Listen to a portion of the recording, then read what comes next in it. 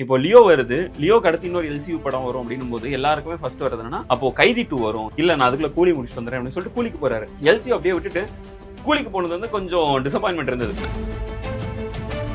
2022 Vikram release. 2023 Leo release. In between ஒரு வருஷம் தான். 1.5 வருஷம் கரெக்ட்டா சொல்ல போனா. ஆமா. இங்க ஏர்னுச்சு, ரைஸ் ஆச்சு. இங்க கொஞ்சம் கொஞ்சமா அந்த இது வந்து யோசிக்க ஆரம்பிக்கிறாங்க. ஆஹா என்னமோ சம்திங் இது தப்பா இருக்கு. இந்த டைம்ல இன்னொரு நியூஸ், கைதி 2 வந்து டிராப் ஆகுது.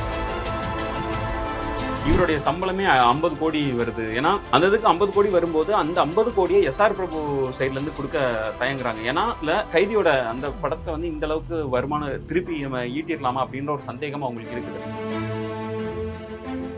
தெரிஞ்சு என்னன்னா இப்போதைக்கு கைதி 2 ஒரு இது இருக்கு, விக்ரம் 2 ஒன்னு இருக்கு, ரோலக்ஸ் 2 ஒன்னு இருக்கு, பென்ஸ் ஒன்னு. பென்ஸ் வந்துரும். பென்ஸ் விட்டுருங்க. ஆக்சுவலி பென்ஸ் வந்து தான் வந்து என்னன்னா லோகேஷ் கனகராஜோடைய அந்த அவரோட விஷன்லயே வரக்கூடிய ஒரு கான்செப்டா இருக்கு. அதுவுமே ஃபர்ஸ்ட் பாத்தீங்கன்னா சில கான்ட்ரோவர்சிஸ்குள்ள இருந்து தான் வருது. ஏன்னா லியோ வந்து ஓகே, அது சோலோ மூவியா பார்த்தாலே ஒரு நல்லா தான் இருக்கிற மாதிரி எனக்கு ஒரு ஃபீல் இருக்கும். கிளைமேக்ஸ்ல அதுவும் வாண்டா அது வந்து ரொம்ப வெறும் அந்த ஒரு சின்ன பேட்ச் ஒர்க் தான். அந்த பேட்ச் ஒர்க் வந்து இது எல்சிக்குள்ள இதை கனெக்ட் பண்றதுங்கிறது வந்து ரொம்ப ஒரு அது எப்படி லோகேஷ் சினிமேட்டிக் யூனிவர்ஸ் இப்படி ஒரு பயங்கரமான ஒரு எக்ஸைட்டிங்கான ஒரு அனௌன்ஸ்மெண்ட்லாம் பயங்கரமாக வந்தது. படத்துக்கு இப்போ லோகேஷ் ஒரு படம் எடுக்கிறார் அப்படின்னாலே இது எல்சியூவில் இருக்குமா இல்லையா அப்படின்றதான் முதல் கேள்வி. ஹீரோ யாருன்றதுலாம் இல்லை, எல்சியூவில் இருக்குமா இல்லையான்றதான் முதல் கேள்வி. அப்படின்னு இருக்கும்போது இப்போ கைதி 2 நடக்குமா நடக்காதான்ற ஒரு கொஸ்டின் இருக்குது. இந்த எல்சியூ கான்செப்டை எப்படி பார்க்குறீங்க நீங்கள்? அந்த ஃபர்ஸ்ட் இம்ப்ரெஷன் உங்களுக்கு எப்படி இருந்தது?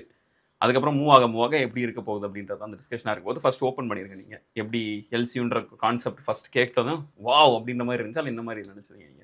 அதான் விக்ரம் வந்துட்டு ஆக்சுவலி விக்ரம் வரும்போது தான் இந்த எல்சியூங்கிற பேச்சே வந்து வருது. அதுக்கு முன்னாடி கைதி வந்துட்டாலும் நமக்கு வந்து அந்த விக்ரம்ல தான் வந்து இது வந்து பிரேக் ஆகுது. அதுவும் பார்த்தா அந்த ரோலக்ஸுங்கிற ஒரு கேரக்டரை உள்ள இன்வால்வ் பண்ணி விக்ரம் வந்து நம்ம ஃபர்ஸ்ட் ஷோ பார்க்கும்போது அந்த பிஃபோர் கிளைமேக்ஸ் வரைக்கும் ஒரு லைட்டா ஒரு தொய்வு வந்துருச்சு. உண்மையா எனக்கு அப்படிதான் ஃபீல் ஆச்சு. சொல்லிட்டு போயிருவீங்களா? சரி, ஓகே, சொல்லுங்க. எனக்கு ஒரு தொய்வு ஏற்பட்டுருச்சு. மேபி ஒவ்வொருத்தங்களுக்கு ஒரு இது இருக்க மாதிரி. எனக்கு காலங்காலத்துல ஏஞ்சி போய் பார்க்கும்போது அந்த ஃபைட் சீக்வன்ஸ் அப்போ அந்த 7 மணி ஷோலாம் இருந்துச்சு, இது அதிகாலை ஷோஸ்லாம் இருந்துச்சு. ஆமா அந்த பீரியட் தானே 2022. அப்படி இருக்கும்போது கரெக்டா கிளைமேக்ஸ்ல திரும்பி பார்த்தா அப்படியே ஒரு பிரேக்கு, தென் வந்து அப்படியே ஒரு எப்படி சொல்றது, இந்த மார்வெல் எல்லாம் வந்து நம்ம இது முடிச்சோடனே போஸ்ட் கிரெடிட் வர மாதிரி ஒரு போஸ்ட் கிரெடிட் சீனு. அது கொடுத்த ஒரு ஹைப் இருக்குல்ல, சத்தியமா சொல்றேன். ஆட்ரினல் ரஷ் வந்து செம்ம ரஷ். அது ஒரு மாதிரி கிரியேட் பண்ணி அடுத்து முடிச்சு பார்த்தா அது லோகேஷ் சினிமாட்டிக் யூனிவர்ஸ்னு சொல்லி மக்களே வந்து இது பண்ண ஆரம்பிச்சிட்டாங்க. அதுதான் உண்மை. லோகேஷா வந்து நான் அடுத்து ஒரு யூனிவர்ஸை கிரியேட் பண்ண போறேன் அப்படிலாம் அவர் பில்ட் பண்ணல.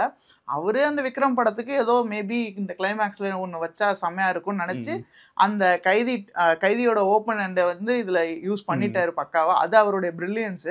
பட் ஆனா அதுக்கப்புறம் தான் அவர் கொஞ்சம் நிறைய அவரே சொன்னாரு என்னன்னா, நான் ஒரு யூனிவர்ஸை நான் கிரியேட் பண்ணிட்டு நான் பட்ட பாடு எனக்கு தான் தெரியும் அப்படின்ற மாதிரி. ஏன்னா அவர் சொல்றாருல, இப்போ ஏதோ ஒரு பாயிண்ட்ல அந்த யூனிவர்ஸ் கொஞ்சம், இப்போ எல்லாருமே சொல்றது என்னது, சயின்டிஃபிக்கா யூனிவர்ஸ் அப்படின்னு கான்செப்ட் பார்த்தோன்னா யூனிவர்ஸ் வந்து எக்ஸ்பேண்ட் ஆகிட்டே தான் இருக்கும் அப்படின்ற மாதிரி.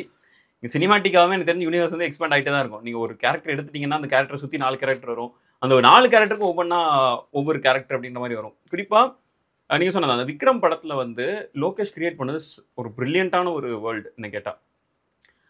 அதுக்கு முன்னாடி என்னன்னா நம்ம இதெல்லாம் இருக்குதுல்ல, கைதி படம் ரிலீஸ் ஆனதுக்கு அப்புறமே நிறைய பேருக்கு அந்த சின்ன சின்ன லீக்ஸ்லாம் வர ஆரம்பிச்சது. இது வந்து இந்த கைதி படத்தோட கனெக்ட் ஆயிருக்கு, விக்ரம் வந்து கைதி படத்தோட கனெக்ட் ஆயிருக்கு அப்படி இப்படின்னு சொன்னாங்க. அதுல வந்து விக்ரமோட டீசர் ட்ரெய்லர்லாம் வரும்போது இங்க அது ஸ்கார்பியன் இதெல்லாம் இருக்குது, அவ்வளவுதான். அதான் அந்த விருச்சக ராசி, அதான் இப்போ ஸ்கார்பியன் அங்கேயும் இருக்கு இங்கேயும் இருக்கு. அந்த பேக்ல எந்த ஸ்கார்பியன் இருந்துச்சோ அதே தான் இங்க உள்ள பேக்லயும் இருக்குது. உண்மையா சொல்லணும்னா அந்த யூடியூபர்ஸ்க்குலாம் வந்து ட்ரெய்லர் டீகோடிங் பண்ணவங்களுக்கு அது ஒரு பெரிய காலமா இருக்கு. ஆமா, கரெக்ட். அதுதான் ஒரு பொற்காலம் அப்படின்னு நம்ம சொல்லலாம். அந்த டைம்ல தான் என்னன்னா விக்ரம் ரிலீஸ் ஆகிறதுக்கு முந்தின நாள் 10 மணிக்கு லோகேஷ் கனகராஜ் போடுறாரு ஒரு அறிக்கை விடுறாரு. நீங்க வர்றதுக்கு முன்னாடி கைதியை ஒரு ரீவிசிட் பண்ணிட்டு வந்துருங்கன்ட்டு. அது பயங்கரமான ஒரு எக்ஸ்பெக்டேஷன். ஓகே ரைட், அப்ப உண்மைதான் போல அப்படின்ட்டு. அவர் அதுவுமே ஓபன் பண்ணிருக்க மாட்டாரு. பிஃபோரா அந்த சீன் வந்துருச்சு, ஆக்சுவலி லீக் ஆயிடுச்சு. சூர்யாவுடைய ஒரு சீன் வந்து லீக் ஆச்சு. பட் இது வந்து அந்த யூனிவர்ஸ் அப்படின்ற ஒரு விஷயத்த கொடுக்குறேன். கைதியும் விக்ரமும் ஒரே படத்தோடைய 2 டைம் பீரியட்ல நடக்கிற ஒரு விஷயம் தான் அப்படின்றது தான் அந்த இது. அந்த விக்ரம் படம் வரும்போது அதுல நிறைய கேரக்டர்ஸ் வந்து மனசுல நினைச்சு. இப்போ யூஸ்வலாவே என்னன்னா நிறைய கேரக்டர்ஸ் மனசுல நிக்குதுன்னா அந்த கேரக்டரோட ஒரு பேக் ஸ்டோரி என்ன அப்படின்னு சொல்லிட்டு ரசிகர்கள் கேட்க ஆரம்பிப்பாங்க. சார்பட்டா பரம்பரையெல்லாம் பாத்தீங்கன்னா டான்சிங் ரோஸ்க்கு பத்தி ஒரு கதை பண்ணுங்க, ஏன் அதுக்கு முன்னாடி இந்த சார்பட்டா பரம்பரையில நம்ம ரங்கன் வாத்தியாரை பத்தி ஒரு படம் பண்ணுங்க, பீடி தாத்தாவை பத்தி ஒரு படம் பண்ணுங்க, இவங்களை பத்தி ஒரு படம் பண்ணுங்க அப்படின்னு சொல்லிட்டு வட சென்னையில கூட ராஜன் வகையரா அப்படின்னு சொல்லிட்டு அது ஒரு படம் இருக்குதான் பார்ப்போம். இப்போ அடுத்து இன்னும் 2 கேரக்டர் வேற இன்ட்ரோடியூஸ் பண்றாரு எஸ்டிஆரை வச்சுக்கிட்டு. ஸோ பார்ப்போம். ஸோ அந்த மாதிரி இருக்கு. ஸோ இப்போ நிறைய கேரக்டர்ஸ் வந்து நம்ம மனசுல ரெஜிஸ்டர் ஆயிடுச்சுன்னா அதோட பேக் ஸ்டோரி என்னன்னு கேட்க ஆரம்பிப்பாங்க. அதுக்கான ஒண்ணு வந்து அதுக்கான ஒரு வழியா விக்ரம் இருந்தது. விக்ரம்ல நீங்க பாத்தீங்கன்னா சந்தனம் கேரக்டர் ரொம்ப இன்ட்ரெஸ்டிங்கானது, விஜய் சேதுபதியோடது. அமர் கேரக்டர் ரொம்ப ரொம்ப டிஃப்ரெண்டானது, யாரு நம்ம ஃபகத் ஃபாசிலோடது. ரோலக்ஸ்லாம் பயங்கர ஹை. என்ன கேட்டேன்னா அந்த படத்துல வந்து 5 நிமிஷத்துல ஸ்கோர் பண்ணிட்டு மொத்தமா தூக்கிட்டு போயிட்டார், கொத்தா தூக்கிட்டு போயிட்டார் தான் சொல்லணும் ரோலக்ஸோட கேரக்டர். அப்புறம் விக்ரம் அஃப்கோர்ஸ் அவருக்கு ஒரு பேக் ஸ்டோரி இருக்கு. அந்த பேக் ஸ்டோரி லைட்டா ரீவிசிட் பண்ணிருப்பாங்க. அப்படின்னும் போது இப்போ இந்த யூனிவர்ஸ்ல டில்லின்னு ஒரு கேரக்டரும் ஆட் ஆகுது. கிட்டத்தட்ட ஒரு 5 கேரக்டர் இருக்கு. அப்போதான் நானும் யோசித்தேன், நான் இந்த படம் வந்து ஓகே ரைட்டு, இது வரைக்கும் தமிழ் சினிமால நம்ம பார்க்காத ஒரு விஷயத்த ஈவன் அதுல வந்துட்டு அந்த 2 சின்ன கேரக்டர்ஸ், அதாவது ஏஜென்ட் டீனா, ஏஜென்ட் லாரன்ஸ், அவங்களுமே பாத்தீங்கன்னா ஒரு வந்துட்டு அதாவது பிரசன்ஸ் இருந்துகிட்டே இருக்கும். பட் ஆனா அவங்க கொடுக்குற அந்த பூம்ங்கிறது வந்துட்டு செம பெரிய ஒரு இதா இருக்கும்.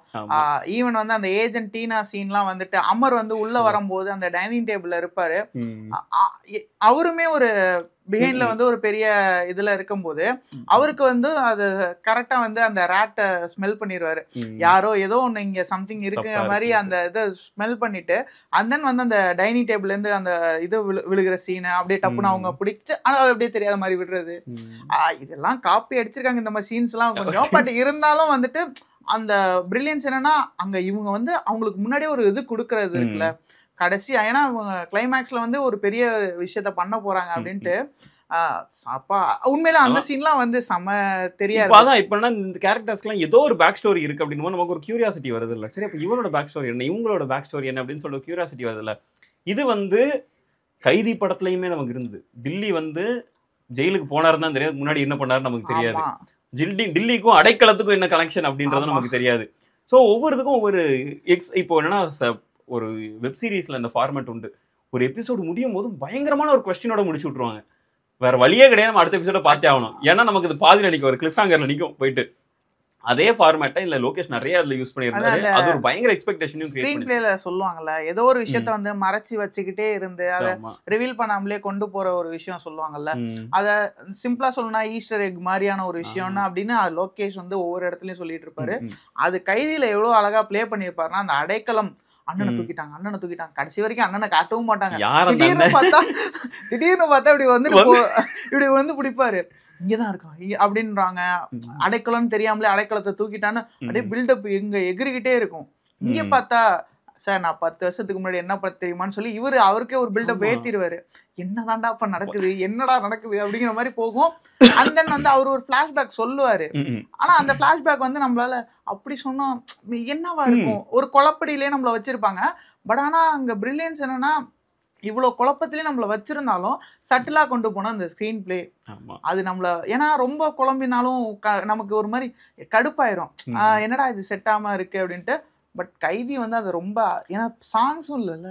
ஆமா இல்ல இன்னொன்னு என்னன்னா கைதி நீங்க பாத்தீங்கன்னா விக்ரம் அனௌன்ஸ் பண்றதுக்கு முன்னாடி கைதி 2 வந்து அனௌன்ஸ் பண்ணிட்டாங்க.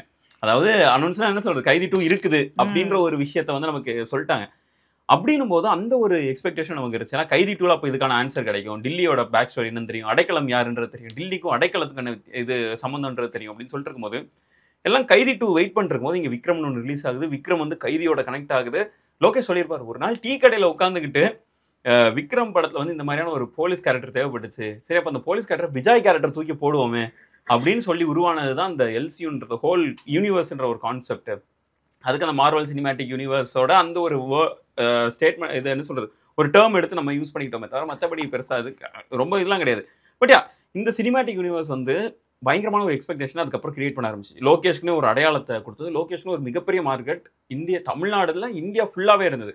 எல்லாருமே வந்து அதை எக்ஸ்பெக்டேஷனை கூட்டினது காரணம் வந்து விக்ரம், இன்னொன்னு கமல்ஹாசன் அதை கொண்டு போய் சேர்த்த விதம் பயங்கரமா மார்க்கெட் பண்ணி ரொம்ப மார்க்கெட் பண்ணாங்க.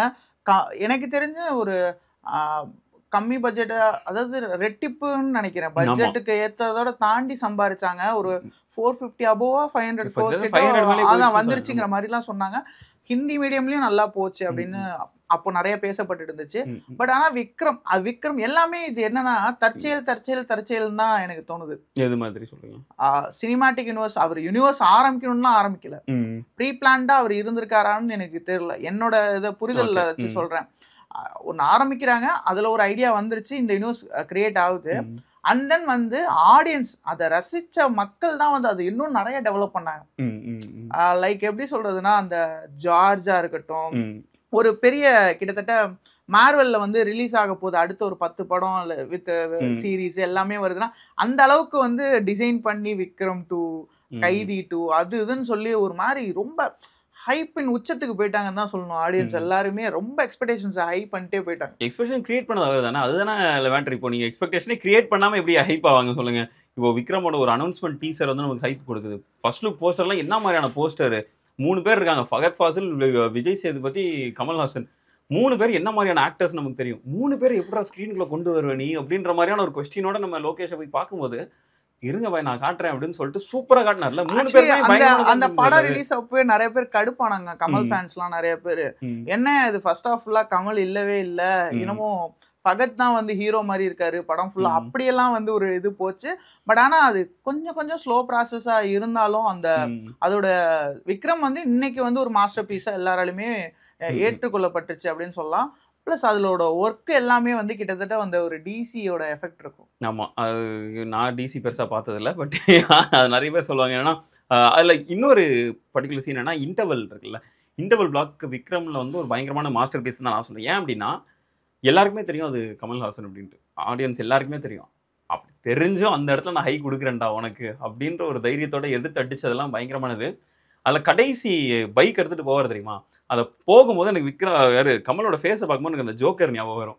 ஹீத் லெஜரோட ஜோக்கர் இருக்குல்ல, அது எனக்கு ஞாபகம் வரும். ஏன்னா அவரோட மேனரிசமாக இருக்கட்டும், அந்த பபுள் கம் ஷூ பண்ணிக்கிட்டே போவார், கண்ணில் அந்த பிளாக் கலரில் ஒரு சர்க்கிள் சின்னதாக போட்டு வச்சுருக்கு, ரொம்ப நல்லா இருந்துச்சு. நான் அதெல்லாம் ரொம்ப ரசித்தேன்.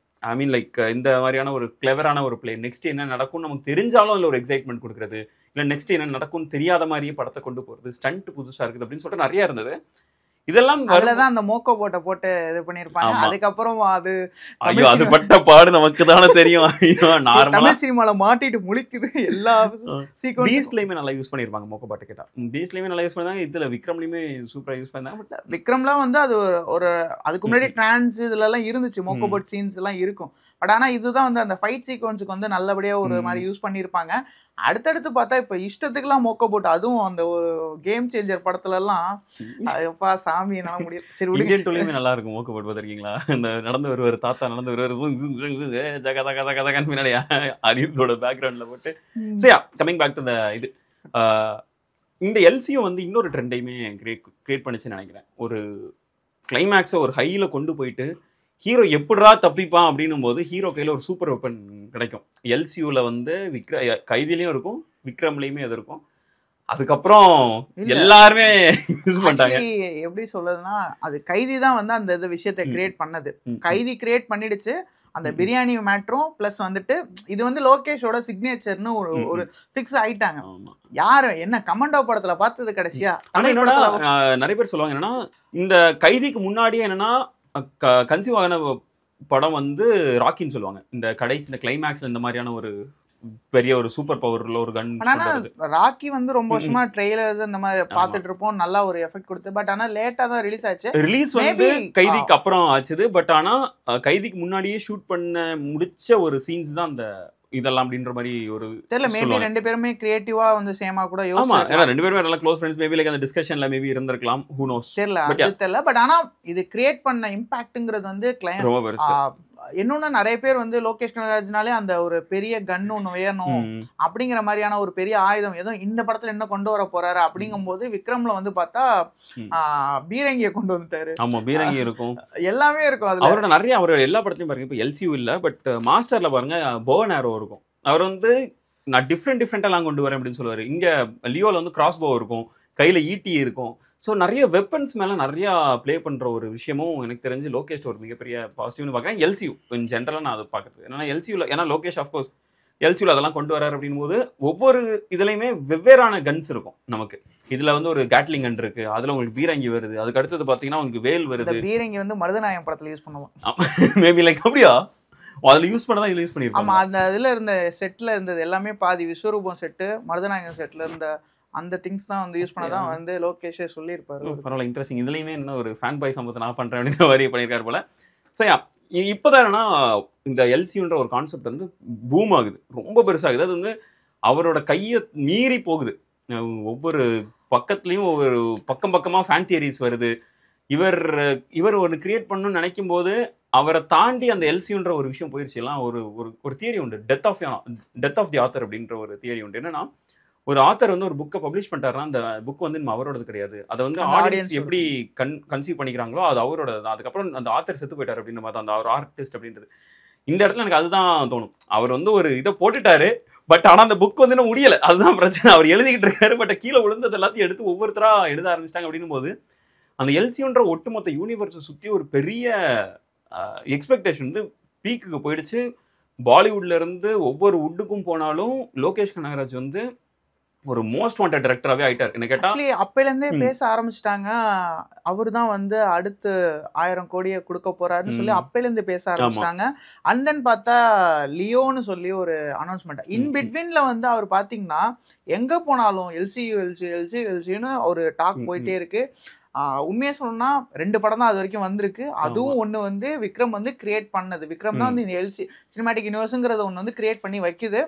அது பார்த்தா அடுத்த கட்டம் பார்த்தா இங்க வந்துட்டு ஸ்பை யூனிவர்ஸ்னு சொல்லி ஹிந்தி சைடு ஆரம்பிச்சிட்டாங்க. அப்படியே வந்து அந்த யூனிவர்ஸ் டாபிக் வந்து, அதாவது பிரான்சைஸ் மூவிஸ்ங்கிறது வந்து காலங்காலமா இருக்கு. பட் இங்க வந்து இது ஆரம்பிக்க போது, பட் பிரான்சைஸ்னு இல்லாம சினிமா லிங்க் குள்ள வர மாதிரி. இங்க ஒரு பெரிய பிரச்சனை என்னன்னு பார்த்தோம்னா, கைதி பண்ணது ஒரு ப்ரொடியூசர், அடுத்து விக்ரம் பண்றது ஒரு ப்ரொடியூசர். இங்க சில பல பிரச்சனைகள் அந்த என்ஓசி அதெல்லாம் யோசிக்கல. இங்க வந்து என்னன்னா லோகேஷ் கனகராஜோட அந்த கிரியேட்டிவிட்டிக்கு ஒரு ஃப்ரீடம் கொடுத்து ஏதோ பரவாயில்லன்னு சொல்லி 2 ப்ரொடியூசர்ஸுமே இணைஞ்சு அந்த என்ஓசி கொடுத்து பண்றது எல்லாமே ஒரு அப்ரிஷியேட்டபிள் திங்கா தான் நம்ம பார்க்கணும். கண்டிப்பா அதுல இந்த இதுவும் கிடையாது. ஏன்னா லோகேஷோடைய எல்லாருமே ஒரு நல்ல ரேப்போல தான் இருந்தாங்க. நான் பாக்கிறேன் லோகேஷுக்காக பரவாயில்ல பண்ணலாம் அப்படின்னு. ஏன்னா லோகேஷ் நிறைய சொல்லியிருப்பாரு, எனக்கு அந்த என்ஓசி வாங்குறதுல பெரிய பிரச்சனை எனக்கு இல்லை அப்படின்றதான் அவர் சொல்லியிருந்தாரு. அப்படி இருக்கும்போது லியோ அனௌன்ஸ் ஆகுது. லியோ அனௌன்ஸ்மெண்ட்டுக்கு முன்னாடியே எல்லாருமே பேச ஆரம்பிச்சாங்க, எல்சியூ தான் இது, எல்சியூல இல்ல அப்படிலாம் கிடையாது, ஒவ்வொருத்தரும் வந்து இல்ல எல்சியூல கொண்டு வாங்க, ரோலக்ஸோட பாஸ் தான் லியோ அப்படின்ற மாதிரி கொண்டு வாங்க அப்படின்றலாம் பயங்கரமா கொண்டு போறாங்க. ஆக்சுவலி அவர் அத்தனை டிராஃப்ட் எழுதியிருப்பாரான்னு தெரியாது. பட் ஆனால் டெய்லி பார்த்தோன்னா எஃபியில் ஒரு 10 போஸ்ட் வந்துகிட்டே இருக்கும், இதுதான் லியோவோட ஸ்டோரியா இருக்கும் அப்படின்னு சொல்லி. ஒருத்தன் பார்த்தா ஃபைட் கிளப் ஸ்டோரியை தூக்கி அப்படியே லியோ கூட மெர்ஜ் பண்ணி அப்படியே எழுதிட்டு இருந்தாங்க. அப்படியே போய்கிட்டே இருக்கு, மாறி மாறி போகுது. நமக்கே அதை படிச்சுட்டு என்ன இவ்வளோ கிரியேட்டிவா யோசிக்கிறாங்களே, இவங்கெல்லாம் வந்து அவர் ஹையர் பண்ணாலே ஒரு நல்ல ஒரு இதை கிடைச்சிடலாங்கிற மாதிரிலாம் யோசிக்க வச்சாங்க. பயங்கரமா இருந்துச்சு. ஏன்னா சில இப்போ நாங்களே சில வீடியோஸ்லாம் பண்ணியிருக்கோம், பட் இந்த பாஸ்ட்ல லியோவோட கதை இப்படி தான் இருக்கும் அப்படின்னு சொல்லிட்டு ஃபேன் தியரிஸ் வீடியோஸ்லாம் நம்ம பண்ணியிருப்போம். அப்படின்னும் பொழுது இப்போ அந்த யூனிவர்ஸ் அப்படின்றது லோகேஷை தாண்டி போக ஆரம்பிக்குது. நிறைய பேர்கிட்ட இருந்து இன்புட்ஸ் வருது, நிறைய பேர் வந்து அவங்களுக்கான ஒரு கதையை கிரியேட் பண்ணுறாங்க, அவங்களுக்கு பிடிச்ச கதையை அவங்க எழுதுறாங்க, அவங்களுக்கு பிடிச்ச மாதிரி கேரக்டர்ஸ் உள்ள கொண்டு வராங்க, உள்ள நடிகர்கள் இவங்க நடிச்சா நல்லா இருக்கும் அப்படின்னு சொல்லிட்டு இவங்களே கொண்டு வரும்போது லோகேஷ் வந்து ஒவ்வொரு கேரக்டராக ரிவீல் பண்ணுறாரு. ஹேரல்ட் தாஸ், ஆண்டனி தாஸ், லியோ தாஸ் அப்படின்னு சொல்லிட்டு ஒவ்வொரு கேரக்டராக இன்ட்ரடியூஸ் பண்ணுறாரு. எல்லாம் போது 19ஆம் தேதி ரிலீஸ் அப்படின்ட்டாங்க. October 19 release. அக்டோபர் 18 லோகேஷோடைய அறிக்கை என்ன வருது அப்படின்னா, இது எல்சியூரில் இருக்குதா இல்லையான்றது இன்னும் கொஞ்ச நேரத்தில் உங்களுக்கு தெரிஞ்சிடும், வெயிட் பண்ணிக்கங்க அப்படின்னு மட்டும் சொல்லிட்டாரு. அங்கே தான் பிரச்சனை ஆரம்பிக்குது. ஆக்சுவலாக பிரச்சனை அதுக்கு முந்தின படத்துல தான், அதாவது அந்த எக்ஸைட்மெண்ட் முந்தின படத்தில் ஆரம்பிச்சது, அடுத்த படத்துலேயும் இது பிரச்சனையாக மாறுது. அதாவது அது வரைக்கும் பார்த்தா அது ஒரு ஆர்கானிக்காக இருந்த மாதிரி தெரிஞ்சிச்சு. அடுத்து போகிற போக்க பார்த்தா அது வந்து பணம் சம்பந்தப்பட்ட ஒரு சம்பாதிக்கக்கூடிய ஒரு விஷயமா, அது மார்க்கெட்டிங் ஸ்ட்ராட்டஜியா மாறுது, மார்க்கெட்டிங் எலிமெண்டா அது ரொம்ப. ஏன்னா லியோ வந்து ஓகே, அது சோலோ மூவியா பார்த்தாலே ஒரு நல்லா தான் இருக்கிற மாதிரி எனக்கு ஒரு ஃபீல் இருக்கும். அது ஒவ்வொருத்தவங்களுக்கும் பிடிச்சிருக்கும், பிடிக்காம போகும் அப்படிங்கிற மாதிரியான டாபிக், அது நம்ம அதுக்குள்ள போவேணாம். பட் இங்க கிளைமேக்ஸ்ல அதுவும் வாண்டா கமல் அது வந்து ரொம்ப வெறும் அந்த ஒரு சின்ன பேட்ச் ஒர்க் தான். அந்த பேட்ச் ஒர்க் வந்து இது எல்சிக்குள்ள இதை கனெக்ட் பண்றதுங்கிறது வந்து ரொம்ப ஒரு, அது எப்படி இல்ல, எனக்கு அது வந்து த்ரூ அவுட் த மூவியே அந்த ஒரு ஸ்டண்ட்ல மாட்டிக்கிச்சோன்னு தான் நான் சொல்லுவேன். அந்த லியோன்ற ஒரு படத்துல வந்து இங்கெல்லாம் எல்சியூ கனெக்ட் இருக்கணும் அப்படி இப்படின்னு சொல்லிட்டு நிறைய இடத்துல சம்மந்தமே இல்லாம வரும். திடீர்னு பார்த்தா மாயாகிருஷ்ணன் வந்து உட்காந்துருப்பாங்க. அந்த மாயாகிருஷ்ணன் ஆக்ட்ரஸ் வந்து அவங்க உட்காந்துட்டு இருப்பாங்க. எதுக்கு வந்தாங்க எதுவும் தெரியாது.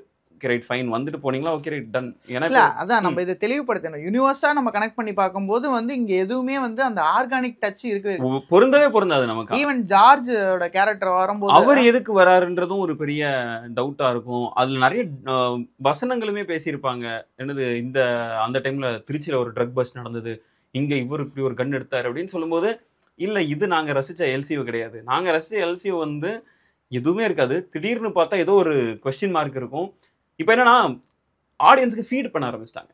எடுத்துருந்தா சாப்பிடு அப்படி இப்படின்னு சொல்லிட்டு ஃபீட் பண்ண ஆரம்பிச்சிட்டாங்க. அங்கே நான் எல்சியூ அப்படி கிடையாது. ஒரு ஒரு அது பார்க்கறக்கே நமக்குன்னு ஒரு ஒர்க் வேணும். ஓகே ஒருவேளை இது அதோட கனெக்ட் ஆயிருக்குமா, அது இதோட கனெக்ட் ஆயிருக்குமா அப்படின்னு சொல்லிட்டு அந்த சின்ன ஈஸ்டர் எக் இப்போ ஒரு ஒரு ஃப்ரேம்ல இப்படி போயிட்டு இருக்கோம்.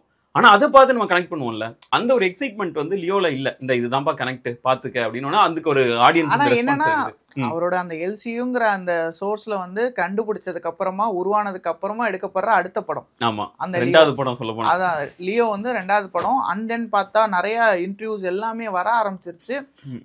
எல்லாருமே என்ன பேசிக்கிறாங்க அப்படின்னு பார்த்தா எல்சியூ சினிமாட்டிக் யூனிவர்ஸ் வந்து பெருசாக போகுதுங்கிறாங்க. இவரும் பார்த்தா ஒரு ஓன் ப்ரொடக்ஷன் வந்து ஸ்டார்ட் பண்ணாரு. அதுல இருந்து அடுத்தடுத்து வந்து சில பல கேரக்டர்ஸ் இதெல்லாம் வரும் அப்படின்னு சொல்லி அந்த ஒரு 10 minutes 15 minutesக்கு ஒரு ஷார்ட் பிலிம் ஒண்ணு வரும். ஷார்ட்டா வந்து எல்லாருடைய ஆர்ஜின்ஸும் வந்து தெரிய ஆரம்பிக்கும். அதுக்கு பேர் கூட ஏதோ சம்திங் சாப்டர் 1 பிள்ளையார் சொல்லி அந்த மாதிரிலாம் போட்டு ஆமா அந்த மாதிரி சும்மா அப்போ வந்து ஒரு டாக் மாதிரி போயிட்டு இருந்துச்சு. ஒரு சின்ன டீஸ் மாதிரி வந்துட்டு பிள்ளை like origin of LCU chapter 1 பிள்ளையார் சொல்லி அந்த மாதிரி ஏதோ சம்திங் அந்த மாதிரிலாம் வந்து இருக்கு. டாக் போயிட்டு இருந்துச்சு. பிஜாய் வச்சு போற மாதிரி இருக்கும். யாரெல்லாம் கேரக்டர் இன்ட்ரோ அப்படிங்கிற மாதிரி ஒரு 15 minutesலயே வந்து ஒரு சம இது இருக்கும். அதை பார்த்தா அவங்களுக்கு ஒரு ஐடியா கிடைச்சோம் அப்படின்லாம் சொன்னாரு லோகேஷ். பட் ஆனா அது காணும் இல்ல. அதுக்கப்புறம் இன்னொரு இதுவும் இருக்கு. அந்த யூனிவர்ஸ்ல வந்து என்னோட ஸ்டோரி இருக்கு, பட் என்னோட டைரக்ஷன் இல்லாம பென்ஸ்னு ஒரு படம் வருது. அதான் ஒரு அது முழுக்க முழுக்க ஒரு பிரான்ச்சைஸா கொண்டு வரதுக்கான அனைத்து திட்டங்களும் பக்காவா போட்டு ஸ்கெட்ச் போட்டு நகர்த்த ஆரம்பிச்சு எப்படி ஆயிருக்கும்னா அடுத்து இந்த எப்படி சொல்றது like star Wars universe, Marvel அந்த இதுல ஒவ்வொன்னா ஒவ்வொரு யூனிவர்ஸ் வச்சுக்கிட்டு அவங்க அடுத்து டாய்ஸ், அடுத்து கார்மெண்ட்ஸ், அடுத்து வெப் சீரிஸ் அந்த அளவுக்கு ஒரு இதை கிரியேட் பண்றலாம்னு தான் எக்ஸ்பெக்ட் பண்ணியிருப்பாங்க. பட் ஆனா இந்த இடத்துல தான் அது கொஞ்சம் மிஸ் ஆயிருச்சோன்னு நான் பாக்குறேன். ஏன்னா உங்களுக்கு எல்சியூன்ற ஒரு விஷயத்த எல்சியூ நம்ம எதுக்கு ரசிச்சோமோ அது வந்து லியோல இல்லையோ அப்படின்னு சொல்லிட்டு நிறைய பேர் ஃபீல் பண்ணாங்க. நம்ம எல்சியூல ரசிச்சது இதெல்லாம் இருந்தது, ஆனா எல்சியூல அது வந்து லியோல வந்து வலிந்து திணிச்சிருக்காங்க அப்படின்ற ஒரு பெரிய கம்ப்ளைண்ட்டுமே இருந்தது. ஸோ அங்கே தான் அந்த எல்சி மீதான ஒரு எக்ஸைட்மெண்ட் வந்து லைட்டாக ட்ராப் ஆகுது என்ன கேட்டால். அது வரைக்கும் எங்கேயுமே இல்லாமல் ஒரே ஸ்ட்ரெயிட்டில் போயிட்டு இருக்குது. ஹைப் அப்படி மேலே ஏறிட்டே இருக்குது. லியோ ரிலீஸ்க்கு அப்புறம் போஸ்ட் லியோ ரிலீஸ் வந்து ஒரு சின்ன தடுமாற்றம் வருது. அதுக்கு இல்லை இது சரியில்லையே, நம்ம நார்மலாக தனி கதையாக இருந்தால் கூட நம்ம என்ஜாய் பண்ணியிருக்கலாம் போல, தேவையில்லாமல் நிறைய எல்சியூ கனெக்ட் இருக்குது அப்படின்னு சொல்லிட்டு எல்சியூ மீது முதல் முறையாக விமர்சனம் வந்து எழ ஆரம்பிக்குது அந்த இடத்துல. அதுக்கப்புறம் தான் கூலின்னு ஒரு படம் ரிலீஸ் ஆகுது. இப்போ என்னன்னா அதுவும் என்னன்னா படம் ரிலீஸ் ஆகிற வரைக்கும் இது, ஆனா அவரு சோலோ மூவின்னு சொல்லி ஒரு 6 மாசத்துக்கு முன்னாடி லியோ படம் ரிலீஸுக்கு முன்னாடியே சொல்லிட்டாரு நான் ரஜினி அவர்கள் வச்சு பண்ற படம் சோலோ ரிலீஸ் அப்படின்ட்டு. அதேதான் அது அப்படியே மாட்டிட்டு பாவம். ஆனா ரொம்ப கஷ்டப்பட்டிருப்பான்னு தான் நினைக்கிறேன். ஆமா அதான் சொல்றேன். ஏன்னா இப்போ அது அவர் தாண்டி போயிருச்சு, அவர் கை மீறி போயிருச்சு, அவர் கையில அந்த கண்ட்ரோல் இல்ல அன்பார்ச்சுனேட்லி. அதுதான் ஒரு பெரிய பிரச்சனையாவும் நான் பாக்குறேன். பட் இல்ல நடுவுல நிறைய விமர்சனங்களையும் அவர் பார்க்க ஆரம்பிச்சிட்டாரு. என்ன மாதிரினா அந்த எப்படி சொல்றது வயலன்ஸ், அந்த கோர் வயலன்ஸ் விஷயங்கள் பிளஸ் வந்து அந்த ட்ரக் ஃப்ரீ சொசைட்டின்னு சொல்லிட்டு ஆனா இவ்வளவு ட்ரக்கை நீங்க காட்டிட்டு இருக்கீங்க, எல்லாத்தையுமே நீங்க எக்ஸாஜரேட் பண்றீங்க. நிறைய இதுல வந்து அடுத்தடுத்து அவரு அதான் அடுத்தடுத்து வந்து அவரு இது ஆக ஆரம்பிச்சிட்டாரு. ஆனா அவரும் வந்து அதுக்கு ஜஸ்டிஃபை பண்ற விதமா சொல்றதும் எப்படி சொன்னார்னா, ஏங்க நான் எனக்கு தெரிஞ்சதான் நான் எடுக்க முடியும், நான் கேங்ஸ்டர் மூவிஸ் தான் நான் பார்த்து இது பண்ணியிருக்கேன், அந்த டைப் ஆஃப் ஜான்ரால தான் இது படங்களும் பார்த்தேன். ஸோ நான் அந்த மாதிரியான இதுதானே என்னால் எடுக்க முடியுங்கிற மாதிரி அவர் ஒரு இது. அதனால தான் வந்து இப்போ ஈவன் கூலிலையுமே பார்த்தீங்கன்னா அந்த கடத்தல் விஷயத்துல வந்து பெரிய விஷயமா இல்லாம அந்த வாட்ச் கடத்துறதுங்கிற மாதிரியான இதுக்கு அளவுக்கு வந்திருப்பாருன்னு தோணும். வாட்ச் கடத்தல், ஆர்கன் கடத்தல்லாம் பண்ணாருங்க. என்ன வாட்ச் கடத்தல் மட்டும் இல்ல ஆர்கன் கடத்தல் தான் இருக்கும். பட் ஆனா பெருசா அதை பத்தின எந்த ஒரு டீடைலிங் இருக்காதுல்ல. இப்படி இருக்கும்போது நம்ம பேக் டு எல்சி வரும்போது என்னன்னா, இப்போ லியோ வருது, லியோக்கு அடுத்து இன்னொரு எல்சியூ படம் வரும் அப்படின்னும் போது எல்லாருக்குமே ஃபர்ஸ்ட் வருது என்னன்னா அப்போ கைதி 2 வரும். ஏன்னா கைதி 2 வந்து கைதி ரிலீஸ் ஆன உடனே எடுப்பார் அப்படின்னு நம்ம எதிர்பார்க்கும் போது அதுக்கப்புறம் மாஸ்டர் வருது, மாஸ்டருக்கு அப்புறம் விக்ரம் வருது, விக்ரம்க்கு அப்புறம் லியோ வருது. சரி இப்போ கைதி 2 எப்போ வரும் அப்படின்னு சொல்லிட்டு ஒரு கொஸ்டின் வரும்போது இல்ல நான் அதுக்குள்ள கூலி முடிச்சுட்டு வந்துறேன் அப்படின்னு சொல்லிட்டு கூலிக்கு போறாரு. அப்போ என்னன்னா நிறைய பேருக்கு வருது இருந்துச்சு, சரி அப்போ கூலி முடிச்சதுக்கு அப்புறம் கைதி 2 இருக்குது. ஏன்னா நமக்கு இங்க நிறைய பேருக்கு என்னன்னா அந்த எல்சியூக்குள்ள எப்படியாச்சும் போயிடணும், நீங்க எல்சியூ எடுங்க, எங்களுக்கு அதுல ஒரு எக்ஸைட்மெண்ட் இருக்கு, கமான் அது கொடுங்க அப்படின்னு சொல்லும்போது எல்சியூ அப்படியே விட்டுட்டு கூலிக்கு போனது வந்து கொஞ்சம் டிசப்பாயின்மெண்ட் இருந்தது. நிறைய பேர் நம்மளால பார்க்க முடியுது, சரி சார் எப்போ சார் கைதி 2 எடுப்பீங்க அப்படின்ட்டு. கூலி முடியுது. கூலி ஆஃப்கோர்ஸ் அதுக்கான ரிவ்யூஸ் வந்து கொஞ்சம் கொஞ்சம் ஒரு நெகட்டிவான ஒரு இது வருது. அதுக்கப்புறம் நம்ம கைதி தான் வரும் அப்படின்னு சொல்லும்போது இன்னொரு படம் அனௌன்ஸ்மெண்ட் ஆகுது. அதாவது கமலும் ரஜினியும் சேர்ந்து நடிக்கும்போது அதுல வந்து லோகேஷ் இயக்க போறாரு அப்படின்னு. சரி அப்போ இது எப்போ ஆரம்பிக்கும்ன்றதே ஒரு பெரிய டவுட் இருக்கு. இன்னொரு 1 வருஷம் 1.5 வருஷத்துக்கு அப்புறம் தான் இது ஆரம்பிக்கவே போகுது அப்படின்ற ஒரு தகவல் இருக்கும்போது அது முடியறதுக்கு இன்னொரு 1 வருஷம் ஆகும். அதுக்கப்புறம் போஸ்ட் ப்ரொடக்ஷன் போது ஒரு 2.5 வருஷத்துக்கு கைதி 2 வந்து அப்படியே இருக்கும் அப்படின்னும் போது 2.5 வருஷத்துக்கு அப்புறம் என்ன ஆக போகும் அப்படின்றது யாருக்குமே தெரியாது. சினிமாவில் பார்த்தோன்னா ஒரு படம் ஒரு 5 மாசம் தள்ளிடுச்சுனாலே போதும், எல்லாமே மாறிடும். டைரக்டர் வேற படத்துக்கு போயிடுவார், ஹீரோ வேற படத்துக்கு போயிடுவார், மியூசிக் டைரக்டர் அங்கன்னு சொல்லி நிறைய பிரச்சனை இருக்கு. இந்த டைம்ல இன்னொரு நியூஸ், கைதி 2 வந்து டிராப் ஆகுது அப்படின்னு சொல்லிட்டு. அது எந்த அளவுக்கு உண்மை அப்படின்றது நமக்கு தெரியல. பட் ஆனால் அது ரொம்ப ரொம்ப நிறைய வர ஆரம்பிச்சிருச்சு. கைதி நிறைய கிரியேட்டிவ் டிஃபரன்சஸ் இருக்கு 2 பேருக்கும் அப்படின்னு சொல்ற நியூஸ் இருக்கு. இன்னொரு பக்கத்துல இவருடைய சம்பளமே 50 கோடி வருது. ஏன்னா கூலி படத்துக்கு அவர் 50 கோடி வாங்கினேன்றதை ஓப்பனாகவே சொன்னார்.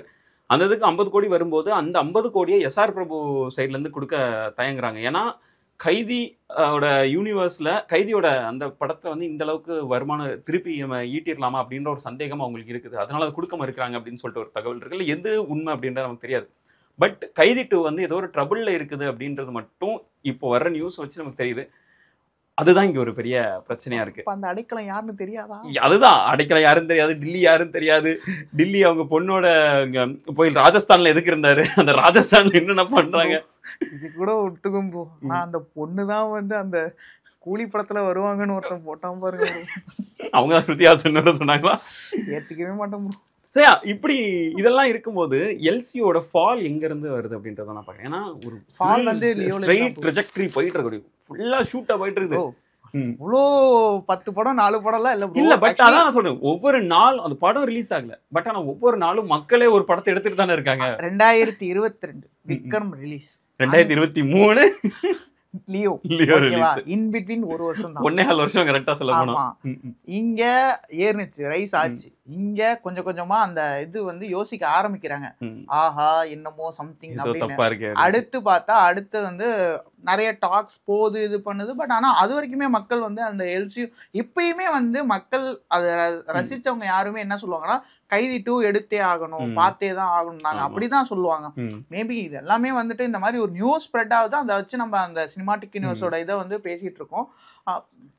எல்லாம் அதான் சொல்றேன்ல, லோகேஷ் குக்கிங் சம்திங், அவ்வளவுதான். அந்த இதுல இன்னும் ஒரு குரூப் இருக்காங்க, அவங்க எல்லாம் வந்து இன்னும் அந்த குரூப் தாங்க லோகி எப்ப குக் பண்ணி கொடுப்பார் அப்படின்ற ஒரு எக்ஸ்பெக்டேஷனோட தான். அதான் அந்த மீம்ல சொல்ற மாதிரி தான், ஐயோ கேஸ் ஆன் பண்ண மறந்து அந்த ஒரு சின்ன இதுதான். பட் இதெல்லாம் பார்ட் அண்ட் பார்சல் ப்ரோ.